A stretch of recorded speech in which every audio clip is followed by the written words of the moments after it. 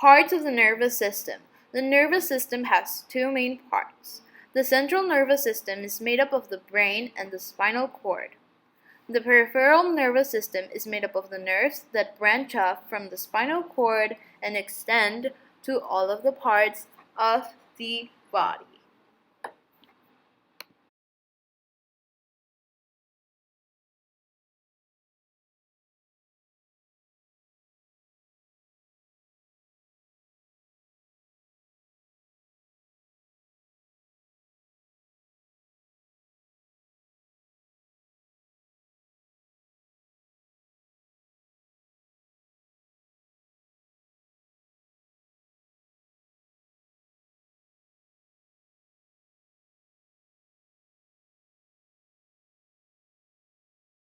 The frontal lobe is concerned with emotions. The parietal lobe is related with the senses. The temporal lobe plays a role in emotions and learning.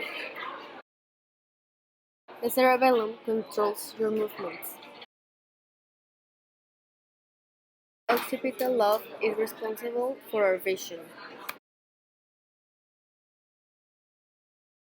The central nervous system consisting of your amazing brain and spinal cord, and the peripheral nervous system made up of the nerves coming out of that central nervous system. The central nervous system's main game is integrating the sensory information that the peripheral system collects from all over the body and responding to it by coordinating both conscious and unconscious activity. The brain, of course, that sorts out all that sensory information and gives orders. It also carries out your most complex functions like thinking and feeling and remembering. Meanwhile, your spinal cord conducts two-way signals between your brain and the rest of your body. So all that goo is well protected by the bones of your vertebrae and cranium, as well as membrane layers or meninges, before being bathed in a cushy waterbed of clear cerebrospinal fluid to a twisted ankle. The peripheral nervous system's sensory nerve receptors spy on the world for the central nervous system, and each type responds to different kinds of stimuli. Thermoreceptors respond to changes in temperature, photoreceptors react to light, chemoreceptors pay attention to chemicals, and mechanoreceptors respond to pressure, touch, and vibration. And then we've got specialized nerve receptors called nociceptors that, unlike those other receptors, fire only to indicate pain, which is the peripheral nervous system's sensory nerve receptors spy on the world for the central nervous system, and each type responds to different kinds of stimuli. Thermoreceptors respond to changes in temperature, photoreceptors react to light, chemoreceptors pay attention to chemicals, and mechanoreceptors respond to pressure, touch, and vibration. And then we've got specialized nerve receptors called nociceptors that, unlike those other receptors, fire only to indicate pain. So I'm going to explain what is a TIA. TIA stands for translymphatic attack, and a TIA is a brief episode of neurological dysfunction caused by loss of blood flow in the brain, spinal cord, or retina without tissue death. For example, here we have a structure of the brain which has here located the area where temporally blood flow.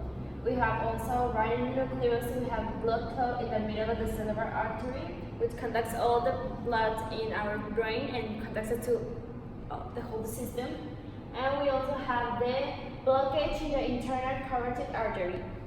Now I'm going to explain you what is a stroke. A stroke is a sudden interruption on the blood supply of the brain. Most strokes are caused by an abrupt blockage of the arteries leading to the brain. Epilepsy. Epilepsy is a chronic disorder that hallmark of which recurrent or provokes seizures. Can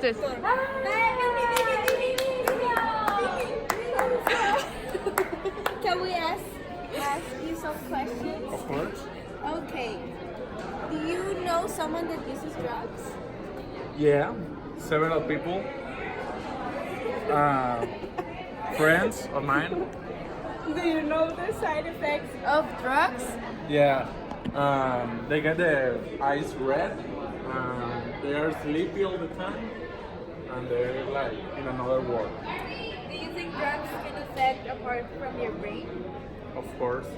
Because the more you use it, the more it damages. Thank you very much. Hi, we are doing some interviews. Here is Anna Ceci.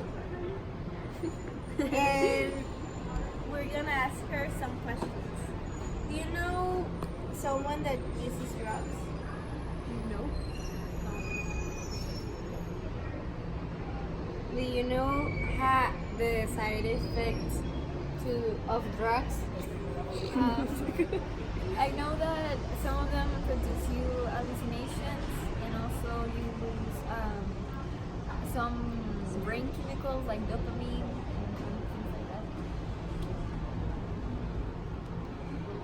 Do you think that drugs can affect a part from your brain?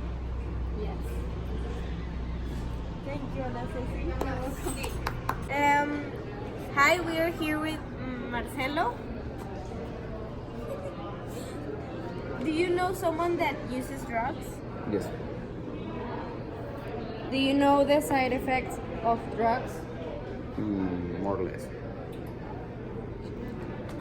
Do you think that drugs can affect a part from your brain? Yes. Okay, thank you. Okay.